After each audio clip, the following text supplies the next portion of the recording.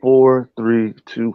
Yo, what's up, everybody? Yo, welcome to the 65th episode of the In Your Face show.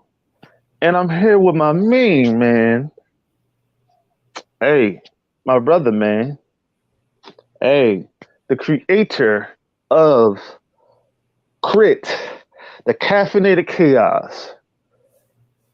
His name is let's just introduce yourself. Introduce yourself, my brother. I'm Michael. I'm from Crit, Homebrewed Comics, and we have a new Kickstarter coming out called Caffeinated Chaos. It's like an episode of It's Always Sunny in Philadelphia meets an episode of Ninja Turtles. So if you like those things. Ooh, shit. We're gonna wait. We're gonna wait. I don't know what just happened. Do, do, do, do.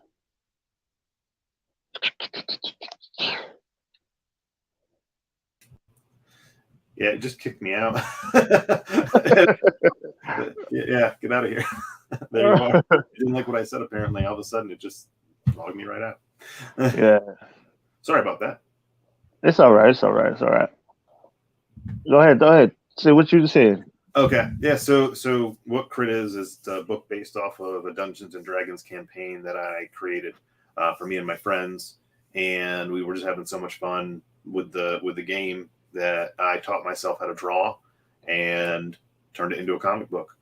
I have no previous experience in anything. Actually, my background's music. I play guitar for a band that we're actually doing a reunion show this week. We were signed to a subsidiary of Sony for like 6 years. It did like Warp Tour and things like that for a long time. And yeah, so I have no history in comic books. I just always like reading them. I like the characters. I like superheroes. And one day I said to my friends, hey, let's make a superhero D&D game. We did it. And, a bunch of 30, 40-year-old men sitting around a table having fun. And we talked about it for like a month. So I took out a pen and paper and just started sketching, and within like a year I put out a book, and now we're on the 7th book. So it's been quite a ride, and I'm just really excited to get the next issue of this story out there for everyone to check it out. And we have energy drinks on this one, so I have my own custom energy drinks coming in. I've got custom D&D paraphernalia, dice roll tables, 6-sided dice, and we have 4 different covers, prints, the whole 9 yards. And you can't have a Kickstarter without having a T-shirt. So, of course, there's a T-shirt on there. Right. Okay. So, how was your transition how was your transition from being a musician to being a comic book artist and writer? I mean, the navigating the industry was a little bit different. With music, there's fewer people that want to help you because they're afraid you're going to rip them off. You might steal their style, their riffs, whatever. I've heard a lot of different reasons. And you're always battling for CD sales, music sales. It's a different type of camaraderie that you get in the music industry. It took me and my band being successful for other bands to really embrace us and give us that camaraderie that we had looked for. With indie, I had a group of friends before I even published a book. We were just all drawing and sharing our stuff, and I decided to share a book. And the guys that hadn't done books yet never once had an ego about it, never felt any which way. In fact, they really helped me push my stuff. And then afterward, I did the same thing for them. And, we all make different mistakes. We all learn from each other. And like I said, I've got a group of like 9 or 10 dudes that all give criticism. They help you out along the way. And I've never had that. So coming from music into comics, it was welcoming, to be honest with you. Okay. So I have that question. You said that some people in the industry don't like to help because they think you ripping them off. Yep. I got something to say on that. I got to say something, man. I got to say something. Because you have these people in the industry, man, that if you give them your money, they will rip your fucking ass off. Mm-hmm. Meaning, like for example, okay, say like you paid, say like your rates, right, Mm-hmm. for a book is for your artist is like 100 per page, right, Mm-hmm. and you pay them installments, right, and you pay them half up front and half when it's done, right. Mm-hmm. He'll come back. Some of these people will come back to you and say, "Oh, you haven't paid me this. You haven't done this. You haven't done that." I'm like, how the see? This is what I do now. Is I write down everything that I do, and I go back and I basically note everything that I'm paying my artists and my writers because sometimes if you don't pay if you don't write down what you've paid, some people would take advantage of that and be like, ask for extra money that you just gave them. Yeah, I keep records of, well, I have an LLC for mine, so I have to report everything I take in, spend, all that stuff. And so, yeah, I use PayPal and Cash. Like I use apps where I can screenshot it. So I've had somebody like, "Oh, did you pay me for that?" And I just pull their name up, and I'm like, "Well, I paid you this and this and this on this date." The majority of my stuff, though, I do myself because of that. Well, because I'm broke half the time, so it's not like I want to go out and pay somebody to do something I should be able to do myself. That and my wife would kill me if I spent as much as what people are worth. Um, and Doesn't it feel bad? Doesn't it sucks when you're broke, when you struggle? The struggle is yes, real. actually, that's how most of it came about. Was I had this idea and I started researching it, and people were talking about paying people per page, and I started talking to artists, and I was like, "Well, I don't know what this costs. I don't know what this is. I've never done this before, and $100 a page, 150 a page, these things plus colors. And while those are very reasonable in the industry, that's people's talent. I can't argue with what their time is worth. But I was like, I can't afford, $3,000 for a book. I just can't, and still be married the next day. My wife would kill me. So I just picked up a tablet and started drawing and was like, let's hope for the best. And luckily, I'm surrounded by a lot of talented people that were able to help me and like guide that path. There's Uh-huh. a first book the first book sees the light of day in the trade paperback, but I've never independently published that by itself, um, because that was my trial by fire. And after that, my wife was like, "All right, well, if you're really going to do this, then I'll help." She's a phenomenal artist, so she gave me classes. I paid for some, how to draw online. Watched every YouTube video I could, and over the course of a year, I probably put in 200-300 hours just in drawing, on top of trying to learn how to letter and color at the same time.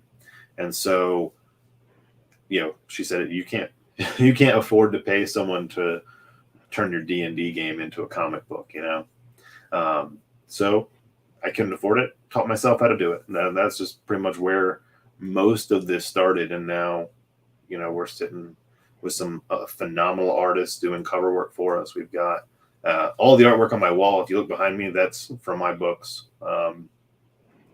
Except for like my row of my favorite books like Mass Effect and Spawn and stuff, my inspiration side. But I like to surround myself with some really good people. And luckily, in the past couple of years, I've met some amazing artists. I've met some shady people. I've had those run-ins with the guy you think is cool. Then all of a sudden, he's trying to rip off your character, and you're like, "Hey, that's my name, but opposite, and that's my color scheme flopped." Like, Uh-huh. what are you doing?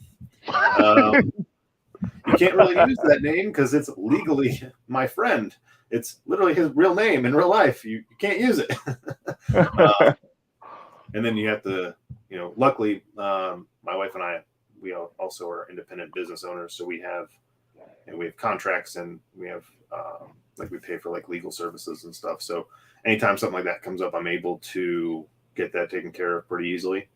But Uh-huh. you never really want to run into somebody that you think is cool. Then all of a sudden you see a very terrible version of your character with a different color palette, like, and a very similar name. That was funny.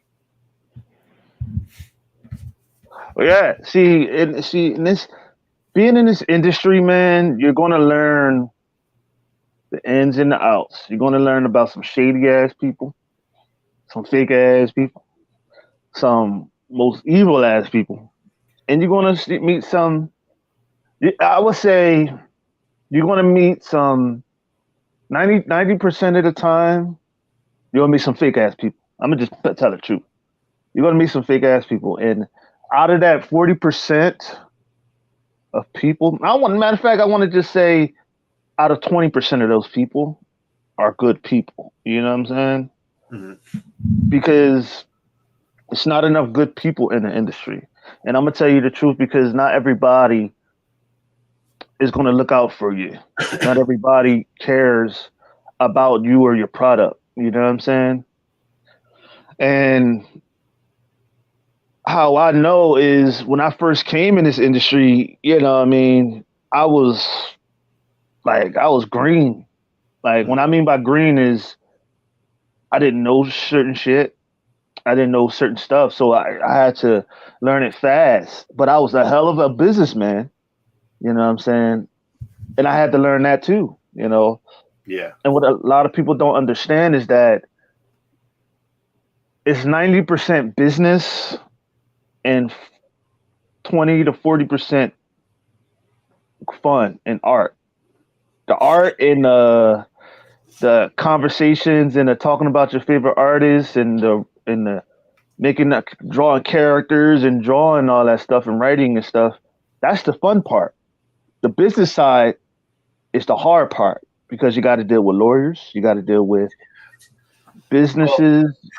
that was the easier part coming from being signed to a record label, having, my own legal entity. And I mean, I was a 1099 by myself for a long time. So I've, I've dealt with some of that stuff in the past. So the transition on that portion wasn't tough for me. I guess what was really tough was just finding the niche. We fall into this interesting category where we're we have superheroes, but we're not a superhero book. And it's hard to explain that we're more of a superhero adventure. So it's like when you're playing Dungeons and Dragons, and I use it because that's what our entire book is based off of. You have these adventurers. They're not going out every day to fight Doctor Doom or Magneto or these rogues gallery. They don't really have that. They have different challenges every time, just like in D&D. You're always faced with a different. The goblins are invading the village. Go do this. You've got to go dungeon crawl over here. You've got these different types of adventures that they go on versus superheroes which fight supervillains. It just doesn't work in the D&D setting. So it's like a superhero adventure story. And getting that to people was tough because the superhero genre is very saturated and you have to stick out. If you Yeah. want, if you have heroes, I didn't know that in the beginning, but if you have superheroes, you need to find a way to separate yourself, right? So like my book has a talking cat, so I separated myself and I made a cat. This is our character. I made a stuffed animal, and so that's what I do to stick out. Is I always find some cool way for people to go, oh, that's Crit, and get that niche because, like you said, you're going to meet X amount of people, All and right. 20% of them will stick around. I'm 40 years old. I probably talked to about 10% of the same people that I talked to when I was a kid. When I thought, hey, these are my best friends for life. And it's like, nah, they're eventually going to get married. They're going to have kids. They're going to have their own lives. They're going to have jobs that take them somewhere else. Everyone I meet, yeah, I'm willing to help you out, help you along your journey. But I've seen a lot of people just fall off for various reasons. We all have lives, and Right. there's not a lot of money in this business. So it's not like you can just call this a job and, you know, have your hobby pay your bills. None of us are, not any of us that I know are that successful to be able to quit your job every day. Um, and then you have like the stress of having a family and other stuff on top of it. It's not Mm-hmm. made for everyone. But I will say it's very fulfilling when you have someone who has read your book and mentions some of the cool parts about it that they liked, or has a character they relate to, or the best one is little kids at cons that just want to read your book and tell you how cool this is or that, because we all got into this when we were little kids. I know Mm-hmm. very few people now that are, into the comic books and the nerdy stuff that didn't get persecuted for it when they were kids. So, Mm-hmm. being able to watch these little kids come up and say, "Oh, I want the stuffed cat, and I like Spectre, and I like Boulder because of this," or they give you like they talk about your characters like you used to talk about Batman or something, right? Like that's the most rewarding thing. So, if what makes you happy is that paycheck, probably in the wrong industry. But if what makes you happy is seeing somebody appreciate something you created, then I mean this is great. Mm-hmm.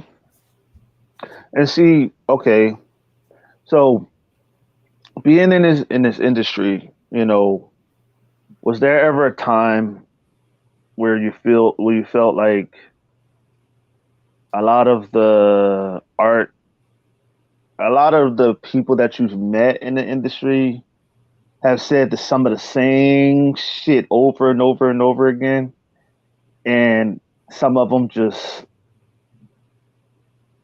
the same stuff over and over again. Oh, I got you, bro. I'm gonna do this, bro. And Um, I've had a few, and I have a couple artists where they didn't fulfill on time, which caused me Mhm. to be late. Yep. But I know how to navigate those conversations pretty well. And like right now, I'm waiting on a cover from an artist, and I know he's busy, But I submitted this back in June, and we were supposed to have it by August, and here I am, October, getting ready to launch next week, and I was like, hey, I need this cover this week. Like this is screenshots of our conversation. Can I get this cover? Yeah, no problem. I've got other couple covers I'm still waiting on, but those are people I've worked with multiple times. The worst was when I had someone working on a book with me who was doing page art stuff that I, didn't plan on doing. So I didn't budget the time to do these pages. And I'm literally getting down to the lettering on my book and I'm missing 10 pages. Dude, where are these pages? My internet's out. Like every excuse in the world. And I'm glad that I'm surrounded by people that know him, that have a respect level for me, because I put a lot of work into other people. I've lettered books, I've helped edit books, I've literally fulfilled other people's books for them from other countries in the US. I'll have the printer ship everything to me, and I'll go to the post office for them and send 50 packages because it's cheaper for them, and it's cheaper for the backers to be able to receive those packages if I just put in a little extra work for somebody. And so some people were like, "Hey, dude, you're screwing on Chris." And Chris is the guy that literally fulfilled your book. Chris is the guy that lettered your book. Chris is the guy that promoted your book. And you're not gonna get these pages to him. And he's like, oh, like within a week I had the pages. And there's no bad blood there. What that does to me is that says this is where I fall on your priority list. When for me, you were up here. And so now I know where I stand. I know what effort to put into you, and I know what effort you're going to put back into me. And that's how I treat most of my relationships in life. Um, most people are always going to be out for number one, uh, Mm-hmm. and it all depends on the person. You know, I've been And, I'm one of 11 kids. Half my family was adopted. There was never really out for number one. I can be rather selfish, and I can be, I don't like to share my stuff. But when you come from 11 kids and you don't even have your own bed half your life, it's tough to share. But I'll share my time. I'll share my knowledge. I'll share my ability. But that's me. There's other people out there that don't even want to give you the time of day to look at a piece of artwork, let alone help you when you have a question.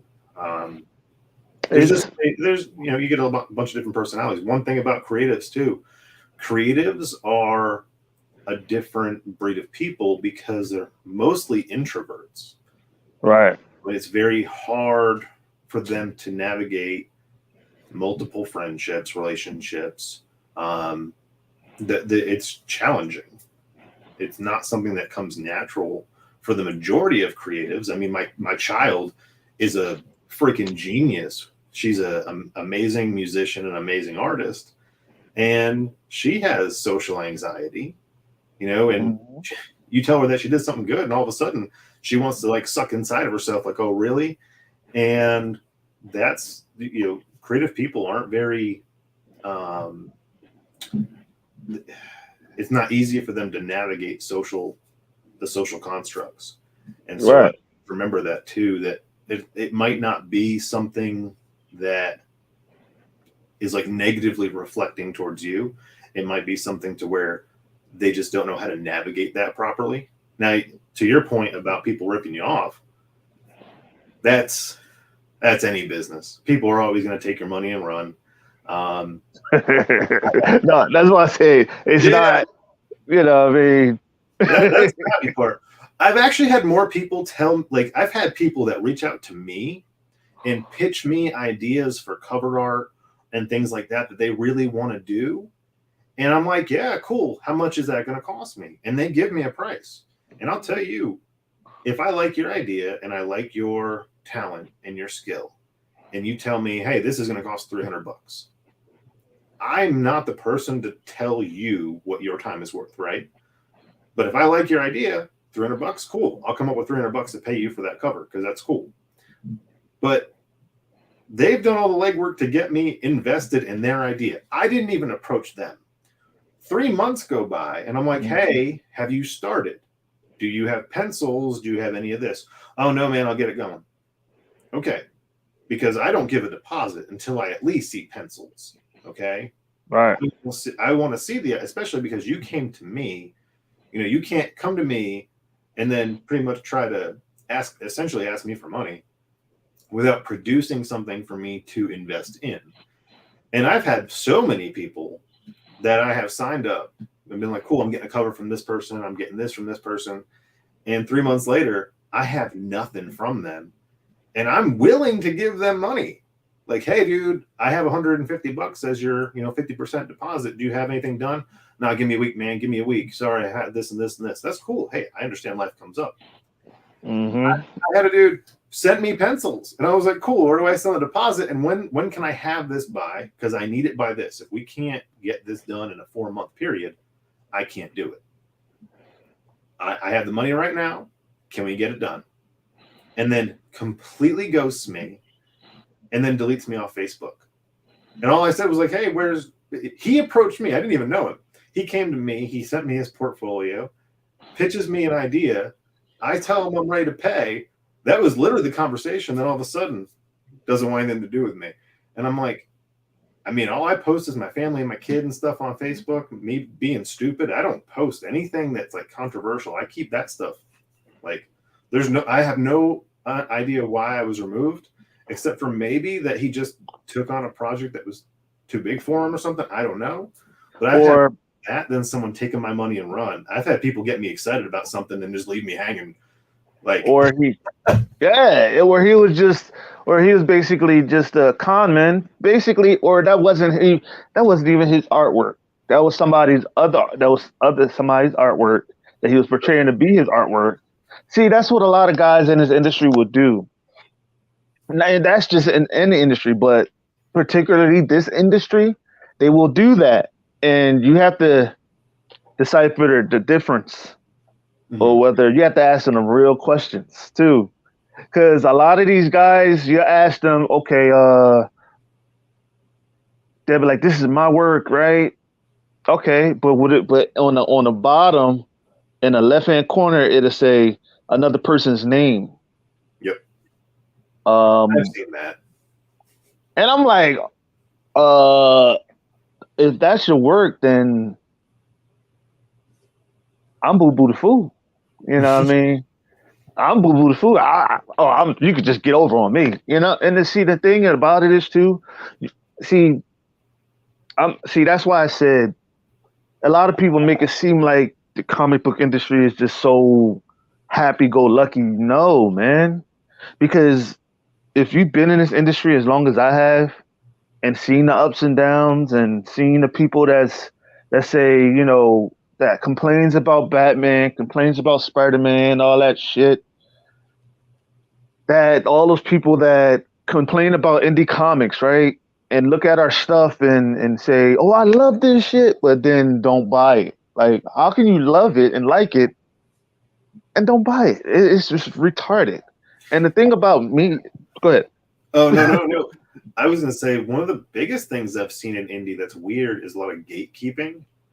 Oh yes, thank you. Like I knew it. Go ahead, go ahead.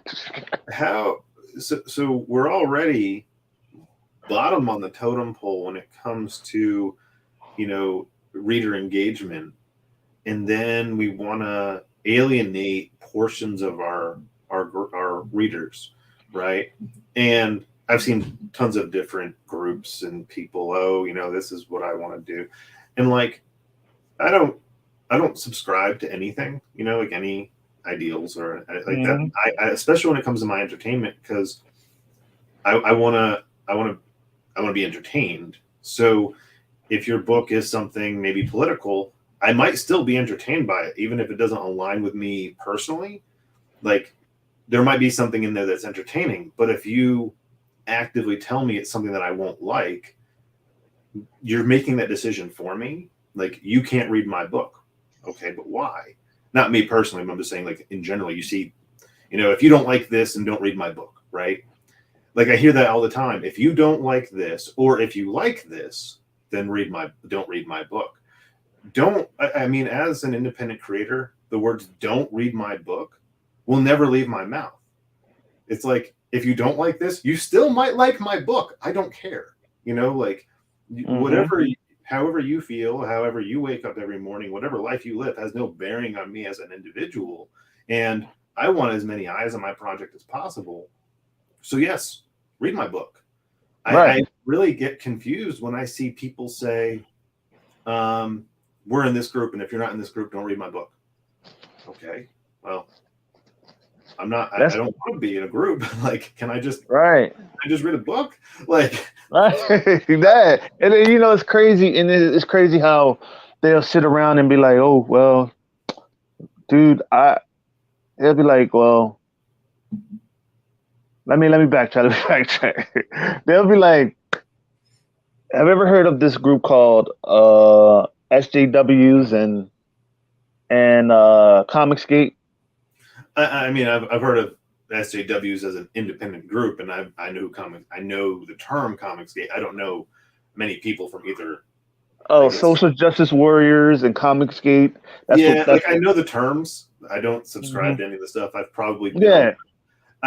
I've actually been on lives with people, and they're like, "Oh, do you know he's in Comicsgate?" And I'm like, "No, he hasn't done anything to me personally. We're not Right. best friends. I'm not like going over his house and watching Star Wars with him. Like I don't know him. Why? I have nothing Right. to do with his ideals, but um, Basically in this industry is built with a bunch of cliques, mhm. people that are in cliques, and if you're not part of that clique, if you're not doing what they tell you to do, if you're not doing what they want you to do, if they don't like what you're doing, you're just a lost cause, and that's how this industry works. That's how this industry is. You know what I'm saying? It's built with a bunch of people who were politically correct, don't know how to speak up for themselves, don't even know how to live for themselves, don't know how to, you know, have their own style, have their own heart. It's all about follow the leader and follow Mhm. behind another blind person. And to be honest with you, you know what I'm saying? I ain't following nobody that's not. just like for example, okay, I would say, even like I'm a Christian man. I'm a spiritual man. You know what I'm saying? I believe in Jesus Christ. You know what I'm saying? It's a lot of people who are not spiritual and still read my book. Come on, man. Like that's Yeah. what my book is for. Like it's still, I don't care. You know what I mean? Even if I'm talking about gay folks, I'm talking about transgenders. I'm talking about if I'm talking about black folk, white folk, all that shit. I don't give a fuck. Still read it because you never know. You may get something out of it. You may get a lesson. You may learn a lesson. You may learn something from it.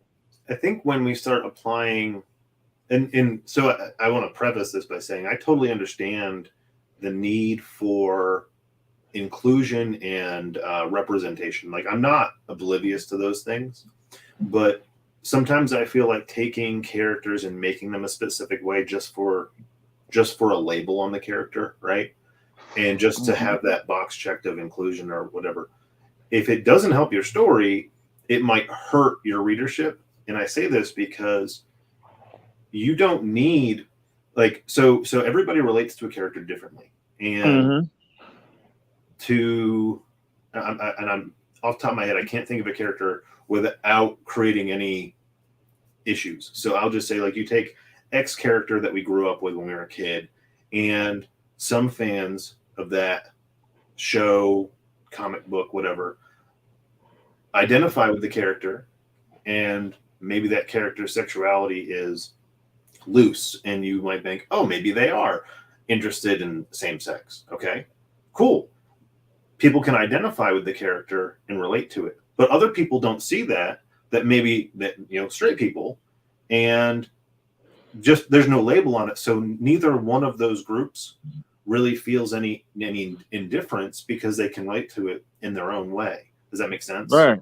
I'm trying to Right. be as broad range here as possible so I don't have to. I No, no, like, you could. No, no, no. but Look, hold up. I'm gonna stay straight. Let me say something, bro. Say what the I'm gonna say it like this. Say what the hell you want to say whenever you want to say it, however you want to say it. This is the in your face show, baby. You can say what the hell you want to say. Fuck well, what the people then got to say.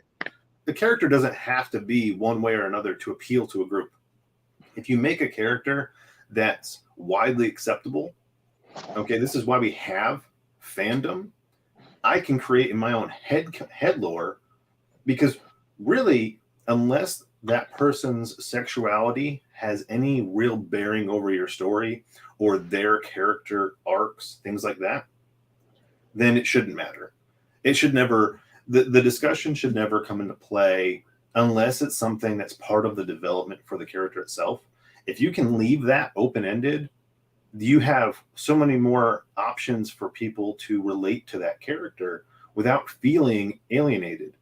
And I think that's where a lot of the pushback comes in, and the changing of things, right? Like, oh, this character who has been canonically, and I'll use Iceman for an instance because he kind of, if you really read back in the comic books, he could have gone either way, you know. It's like okay, that's like Wolverine turning Wolverine gay. That's pandering, my man. That's a kind of a painful one, only because a lot of his character development was around his relationship with Jean Grey, and I want to say Yukio. I forget the name, that the Japanese woman that he All right. was very heavily involved with there for a long time. So it's been canonized that he has these very powerful relationships with females. It would be very jarring to turn him anything but that.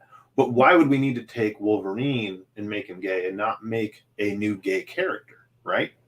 And there was a lot of pushback about Superman's son, and I actually read it before making an opinion, and it was like, oh, we're turning Superman gay.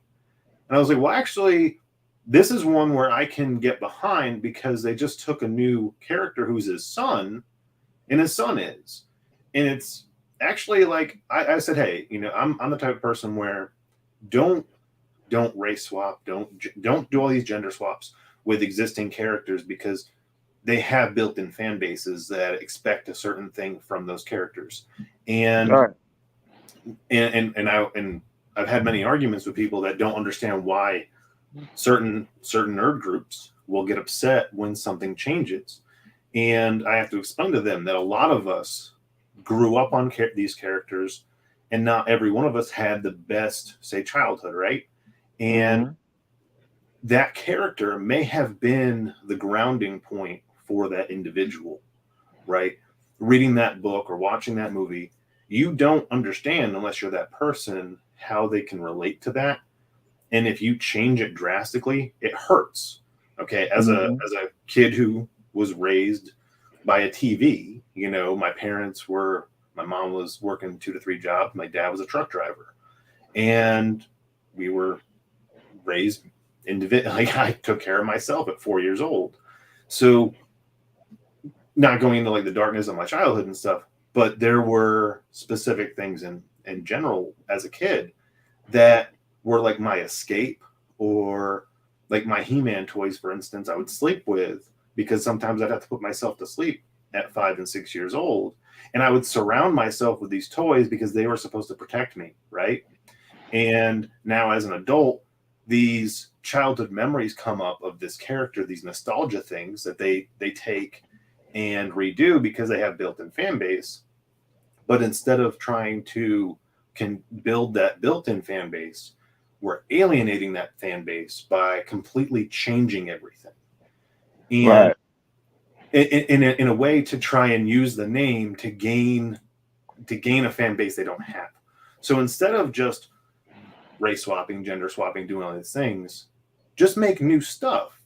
You know, like, and if you're too lazy to make it, I can tell you there's probably somebody in the indie community that has something you can just say, hey, we want to make that into a TV show because that fits our boxes. But it's really hard when you see things that you grew up on getting changed. And it's also very hard to take in and be that person that says, okay, that one's not made for me, right? Right. Like, Marvel's in that unique situation now where they're trying to grow their fan base by saying, you know, like, I'll use She-Hulk because it's a point of contention for a lot of people right now. She-Hulk is a show that when it was even pitched, I was like, so it's Ally McBeal with a superhero, right? Mm-hmm. I wasn't a fan of Ally McBeal. I'm not going to be a fan of the show, but that's okay, right? Like, both sides of the fan base don't understand that it's okay not to like something. Just because I don't like the show Ally McBeal and I don't like those types of shows, just because I don't want to watch She-Hulk doesn't make me misogynistic. It just means, hey, that doesn't appeal to me, right? Like, Mm-hmm. it just doesn't. I was also a big fan of Xena, you know, Warrior Princess. So, I mean, she's a great female lead. I like action. I like some comedy. Like, doesn't mean I have to watch everything. Same with Ms. Marvel. It just didn't appeal to me. I was like, that looks like a kid show. Let it be a kid show. It's comic books, right? Like, I grew up on when what was it, Punky Brewster and stuff, right? Like, can these kids not have cool shows? So let Right. them have it. I'll take my Moon Knight minus the Moon Knight and a lot of Steve. Right. Right. And I think we're, you know, Marvel's done this unique thing of making it okay to be a nerd, really, because of how popular Marvel comics and Marvel movies have made things in the past few years. It's just making it hard on these older nerds who used to be chastised for liking things, you know, and going full circle into music. It's like you're watching a lot of people walk around with band shirts that can't name one song, right? Mm-hmm. And it makes you mad. But at the same time, that band's doing great because now all these people that don't even know anything about their band are buying their merch just for shits and giggles. You And so, know, that's how it is in the comic industry. Like yep, like for example, okay, not many people know anything about the Black Panther comic, but they still went and watched the movie and bought his merch. I'm like, do you know anything about Black Panther? No. Do you know even know his name? No. Do you even do you even know the person that made him? No. That's why I said, if you really look at this situation, bro, like all it is pandering, Mhm. and all it is basically, pandering to the situation and not not wanting to basically, they want to be basically a part of the problem and to pacify the problem instead of, instead of basically being a solution. You know what I mean? Like Well, that's a lot of the fandom feeds into this negative stuff, and so independently, I dig into a lot of the psychology on these things to find out why we have the such a division and why it's promoted so heavily and why just the whys, right? But if you look at YouTube and you look at some of the very popular YouTube people, they're the guys and girls that get very angry about things. We are attracted to watching these angry people and love to argue. We I don't know where in the past 20 years with social media that now it's become most widely acceptable and most widely watched to just have these ridiculous views on things all the time on both sides. It Mhm. People enjoy it. They love siding with people, and then they just make themselves angrier and angrier together, and then they fight. Okay, and the Right. big companies see this, and they're like, "Cool, let's promote this because all it does is get more eyes on our project." I've never seen so many people hate the TV show yet tune in every week to watch it. Mhm. Somebody asked me the other day, "Oh, what do you think about this show?" I'm like, "I didn't watch it, but it's this and it's part of this." And it's like, "Yeah, it was She-Hulk." I was like, "I have no desire to watch the show." I mean, it's nothing against the show. It has nothing to do with the actress or any politics or any of that stuff. It just doesn't look like a thing for me. And they're like, "Oh, well, I've hated this episode and this and this." I'm like, "Then why do you tune in every week? Why do you waste that time that you'll never get back in your life? That you could do something that you enjoy, Mhm. just so you can come and try to get me to go do the same thing and get angry with you, right?" Uh-huh. Like, That's just that's just basically, like it gives off negative energy, and what it does is, I know, what I noticed. You got a hood side about you. You from the hood. I figured that. uh, so I grew up in Connecticut and like New Haven, New York area.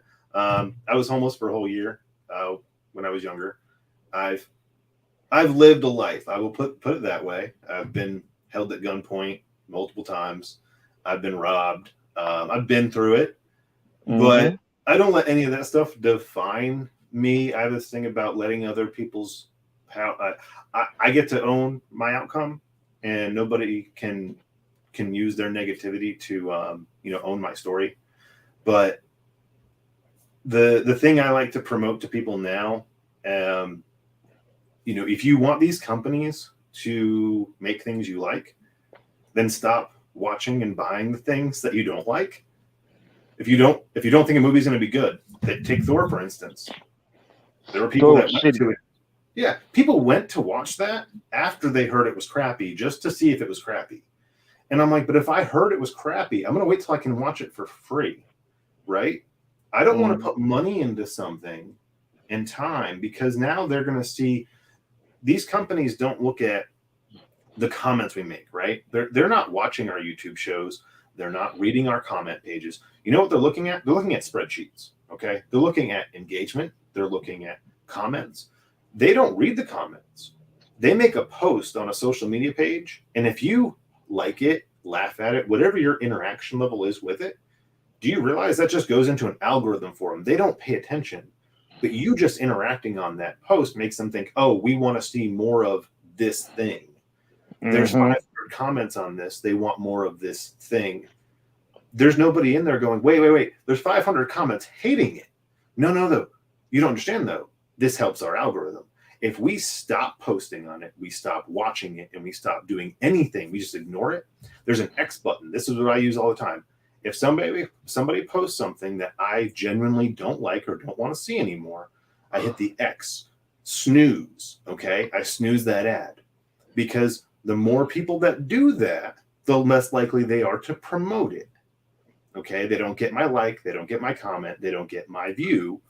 X gone. I don't want it, because that is a piece of the algorithm they get. How many people unsubscribe? How many people close this out?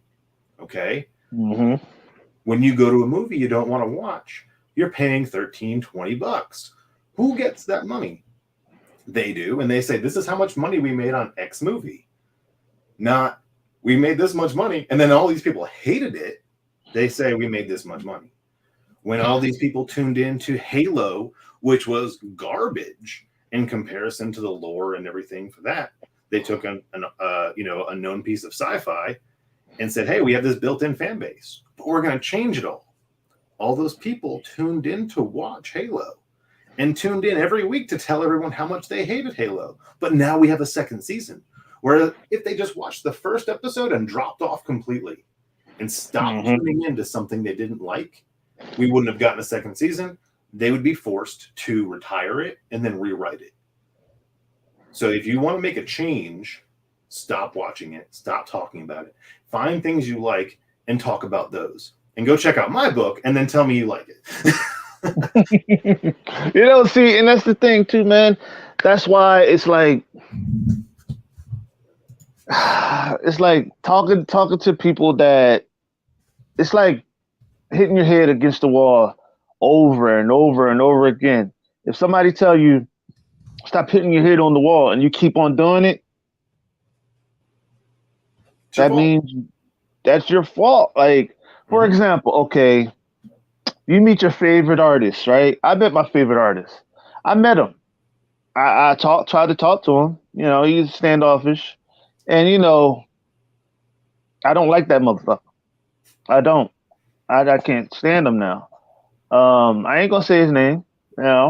It's cool, but I realize, people like that, you can't. I realize people like that shouldn't even be in the industry. Shouldn't even be. It's tough. That's tough. So I made a rule a long time ago. I never want to meet my idols, because they'll never match the expectation that I've created in my head. And I know this because I've met people that, have heard about me or known about me, and they've met me on a bad day and it didn't end well. Like, oh, I thought he'd be different.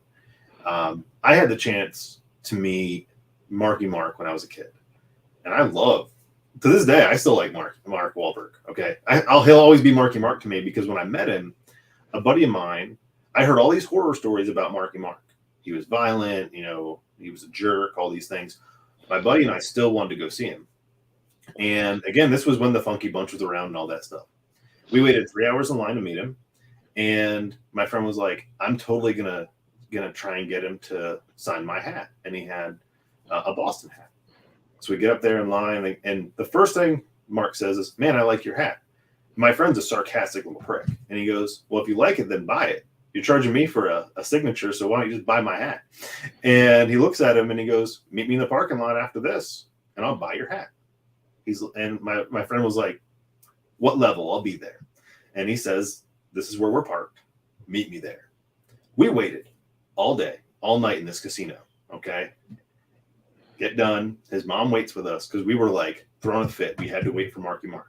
We get in that parking lot. That man bought the hat. Okay. He bought his hat. He gave him one of his own, and he signed his and gave it to my friend. And I was like, everyone I know had something negative to say about him, because they must have seen him on a bad day. We must have just seen him on a good day, right? Right. And it really clicked with me later on in life when I met someone else that I really looked up to. And it was the exact opposite, except I had heard so many great things about this person. When I met him, barely even wanted a dime of my time. And I was like, hey, your music really helped me through a tough time. Thank you. Cool, man. What do you got for me? Not even hey, thanks for sharing your story or whatever it was. Like, it was just, here's a number, move on. And everybody else I know had like great pictures with this person. And I was like, man, that sucks. So I've seen both sides. And I feel like, you know what? I don't want to meet anybody else because in my head, they are this way and they're just going to stay that way. That way, it's never ruined, it's never tainted. And I never have to feel any which way about it. Right. And see, I went into this person's inbox, just to try to talk to him, show him, let him know how much I love his work. You know what I mean? That the person is just he was standoffish. You know what I mean? And like he just looked at my message, and I'm like, dude, like can't even show gratitude, like can't even show that you appreciate what a person loves about your art, and you just Mhm. and bro, and I just hate being ignored. You know what I mean? I hate being ignored and told that not saying anything. You know what I mean? And as a fellow artist myself, as a fellow writer myself, I vowed that when I get into the industry, and a lot of people don't want me to be like this, but you got to understand, I live a different life than most of these guys in the industry. You know what I mean? Like I get hated on a lot. You know what I'm saying? When it comes to this comic book industry, like I consider myself the beast at it. You know what I'm saying? Because I consider I mastered it. You know what I'm saying? My book may not have gotten the numbers that I wanted yet, Mhm. but it will get there. It's easy. But I felt that I mastered it emotionally, spiritually, mentally, and understanding that, you know, I know that for a fact that the industry, I know it like the back of my hand. You know what I'm saying? Like being a comic book artist and writer, it's not dying, but what it is stagnant. And in all honesty, like you see people with a thought, you see people that has a bright future, and then when they get into this industry, they get contaminated with the thought, the stuff that's going on in the industry, and it destroys their hope. You see what I'm saying? So I see it. I do think that there's a choice, right? So Hmm. I've been doing this going on 3 years. I'm not tenured anyway in any way, shape, or form in comparison to a lot of people I know. I've done 7 of my own, crowdfunding. I've put 7 books out. I failed on one of them. My first one failed miserably, and I could have just given up multiple times during this Oh, process. oh Given no, that's not acceptable. You know, what I mean, giving Right, up. because I don't like quit on anything. I figure even if you don't like it, I'm going to feed it to anyway. My kid doesn't like vegetables, but she still got to eat them. But there's just with anything you do, you have a choice. You can fall in with all the negativity you see and you feel, and you can let that own your outcome, or you can see it, you can accept it, and you can make your own outcome, right? I've had people tell me the artwork. I've had reviews. I will say I had a marketing guy on my 3rd book, and someone reviewed my 1st book while my 3rd book was coming out because I was putting out 3 or 4 books in the same year. And the review said the artwork was nothing phenomenal, but they went into the story and how the story started off your run of the mill superhero story. And then they go into how the ending was just this phenomenal piece. And the way the review read to me was this is a first book, okay? As a first time indie writer, hopes are usually low anyway. So he goes in, hey, the artwork's not bad. It's what you expect from indie. And the story starts off what you expect. It's nothing you haven't seen before, but it ends this way. And this marketing guy was like, "Oh, you're not mad about that? That's not going to make you mad?" I was like, "Why? Why would it make me mad that I fall in line with everything in the first half of my book, which is to be what I wanted? I wanted to fall in line and not try to exceed any expectations or do anything. I wanted to be what you expect. And then I wanted that book to flip you on your head and go, what the fuck?" And that's how it was written. That's how it happened at our table. And that's how it really went through. And I said, and he's like, "Yeah, but he said your artwork is run the mill." I'm like, I taught myself how to draw. I literally taught myself how to draw to do that book. Did I think it was Picasso? No. I knew it's nothing amazing, but it's enough to get my idea out there. And the artwork was good enough for my wife, who's my biggest critic, who literally scoffed at the first thing I ever drew and laughed at me and said, "Yeah, that's something you can publish."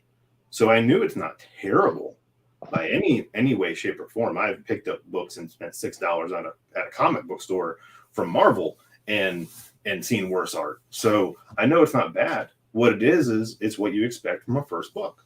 And I said, "You know what? Right. It makes me happy. Why am I mad about that?" And it's like he was trying to make me mad.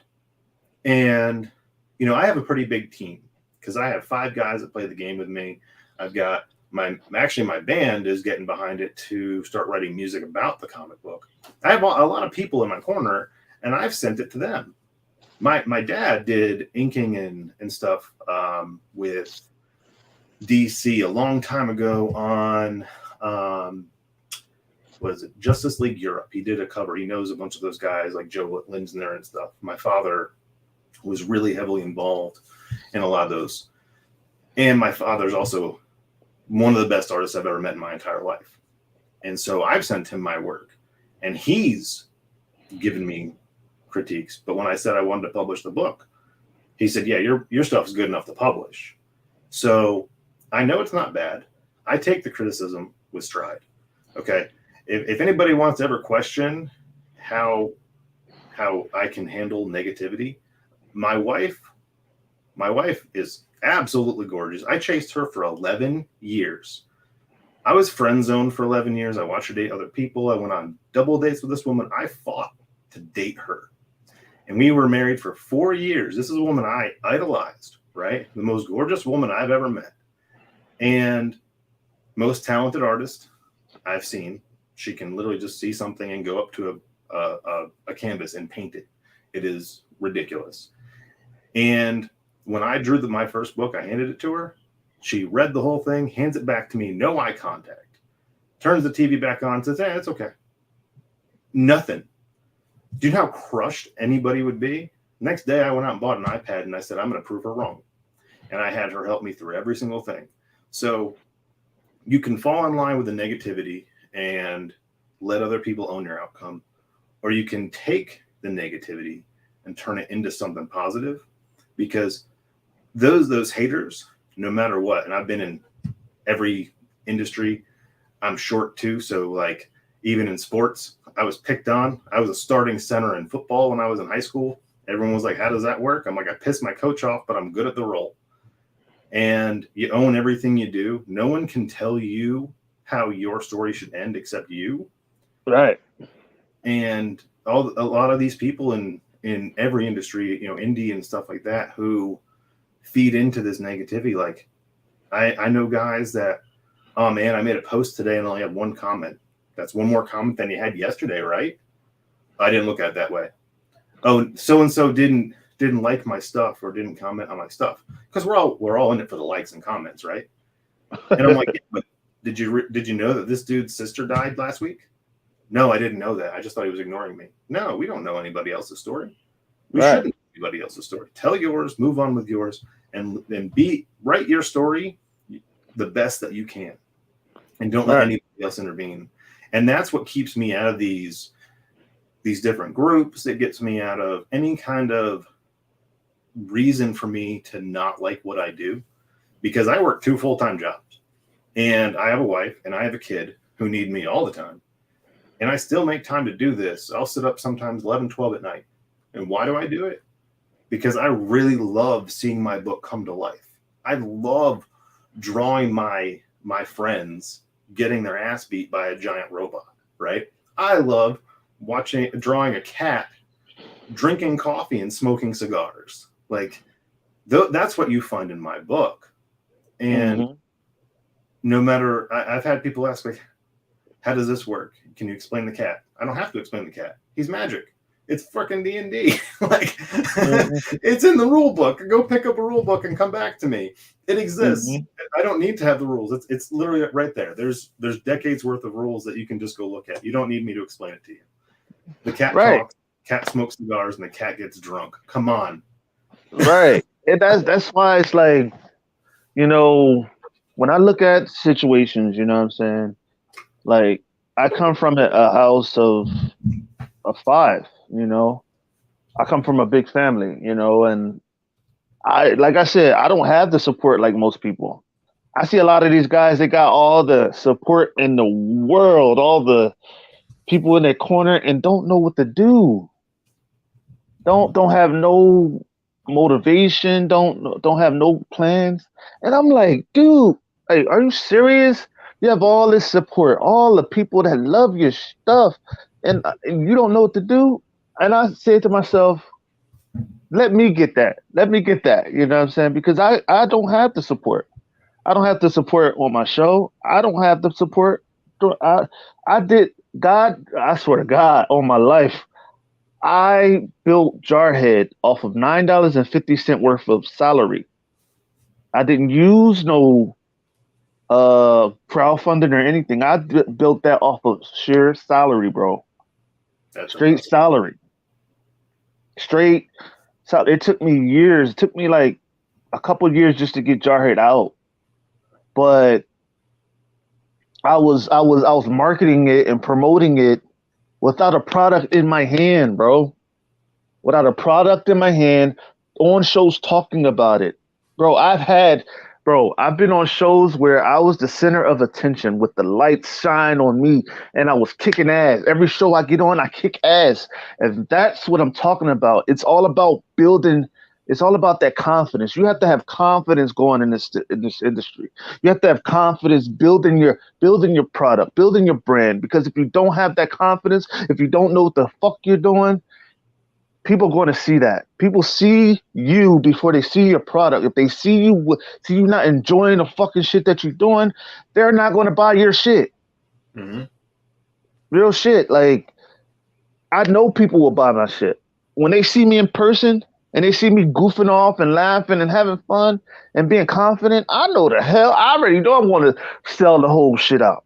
Because even if they walk away from my table and come up to my table and walk away from it, dude, I'm chasing after them. I'm going to get that sale. Fuck it. I'm going to sell you out your drawers. I'm going to sell you. I could sell a pencil to an eraser. I could sell a diaper to a child. It's easy. You know what I'm saying? And the thing about it is that you have to have eye contact, firm handshake, small talk, and you have to be able to talk. Meaning you have to be able to mingle. You have to be able to talk to the people. You have to be able to just to be able to hit them with that killer instinct, that killer instinct in that sell. You got the sell already. You have to be able to make the sell and get the sell. And oh my God, you have to be able to build. People, you have to remember too. A lot of people in the creative side don't understand sales and business and marketing. And that's the tough part about publishing your own books is you become your own independent business, and there's a lot to navigate. You've got to build that fan base. You've got to market yourself. You've got to be able to get on and talk about things, and then you've got to be able to keep track of your sales and communicate with previous buyers. So if you don't have that experience and you don't have that knowledge level, it's tough. You know, right? This isn't Eastman and Laird where you can just draw something, go down to your comic book store, put it in there, then all of a sudden overnight you've got a ridiculous hit, because it just doesn't happen. It doesn't happen like that anymore. The big ones are already big. Like everyone was talking about Berserk when that came out, but it had, you know, what's his name? Can't think. Uh, Keanu Reeves, tied to it. Mm-hmm. It's gonna be huge. Yeah, it's a first book. It's an indie book. That's great. It's got Keanu Reeves in it, dude. If I had Keanu Reeves back in my book, I'd sell millions of copies too because it's Keanu Reeves. I mean, Mm-hmm. and that's not denying any of the story writing or any of the other people's work that goes into that book, but Keanu Reeves has a built-in fan base. So we're all not that lucky, like we all don't just wake up and have greatness already behind us. Okay. Yeah, But and I think it's that crazy. we have that greatness in front of us. We just have to get there. And, since I just mentioned Keanu, it's not like he was an overnight success. I mean, that man has had his own struggles too. So, Right. and you look at like, even in our own industry, I look up to Todd McFarlane. People give me Me whatever about too. it. But that man, 300 rejection letters, right? Like he was a janitor when he started doing comic books. And everyone told him he'd never be able to do it. He's got a speech impediment too, right? And this man's out there all the time talking about his book. Yet he there nothing about him really makes a lot of sense in the grand scheme of things because he's an anomaly. His artwork went against the trends of the time. Marvel didn't like what he was doing, but we did. Mm-hmm. And he continued doing it, and he took a lot of chance on some of the stuff he did. And then he wanted to make figures and was like, screw it, I'll make my own figures. Hey, I want to do this. Screw it, I'll make my own. And so if we all have that mentality of screw it, I'll just do it, right? Mm-hmm. I think we'd be a lot better. It's just like when it comes to the show. I said, screw it, I'm gonna just do it. I may not get the views that all these other podcasts has got. I may not even get the adulation. But at least when you leave this show, and I'm talking to you, bro, when you leave the show, you're leaving with a smile on your face. Guarantee. Everybody always leave with a smile on their face because it's the in your face show, damn it, and you're gonna love it, you know. And that's why I said, man, the In Your Face show is all about roughness, toughness, and getting that shit out there. Because at the end of the day, if you're not fucking doing it, you're doing nothing. Yep. You know what I'm saying? If you're not building your brand, what are you doing? You're fucking sitting on your fucking ass doing nothing. No way. What's that from? God, I just watched the movie. It's like going. Oh, it's from Boondock Saints. Exactly. He's going nowhere. Yeah. But speaking of my book, I probably need to get off here soon so I can get my kid to bed. But Crit for everybody that's checking this out, it is gonna hit Kickstarter October 12th, and I always try to do cool stuff with it. So I've got 4 cool covers. They're all over my Instagram. If you go to Instagram, it's Homebrewed Comics, all one word, and got some really amazing. I've got a cover with my the guys are wearing backpacks full of coffee, spraying it all over a robot. It's pretty ridiculous, done by Matt Weldon. But the story itself follows the guys. They've left their employer. They're now independent business owners. Fits our conversation rather well. As the dungeon master of the game, they wanted to go off on their own. I said, well, how are you going to afford your bullets, your suits, your knives, things like that?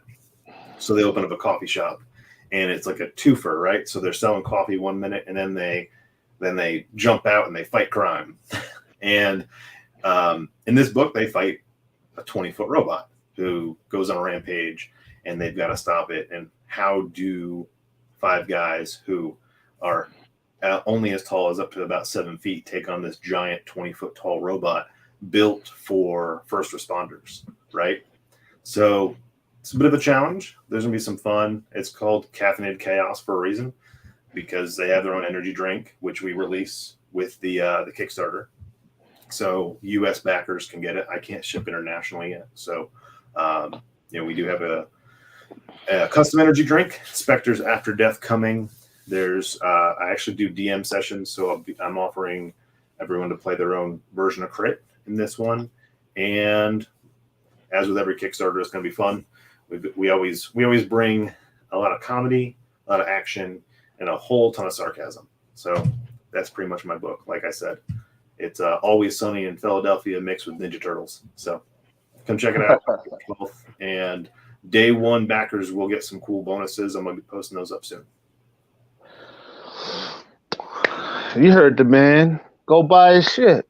Crit, the caffeinated chaos. And you heard it from the In Your Face show, baby. Y'all know it. Y'all love it. It's the In Your Face show with the best host that ever done it. The king, Mr. Swag, the swagnificent one. You damn right. Also, yes, sir. Yes, sir. You know, I want to thank y'all for tuning in to the best show on earth. The In Your Face show. And we out of here. Peace.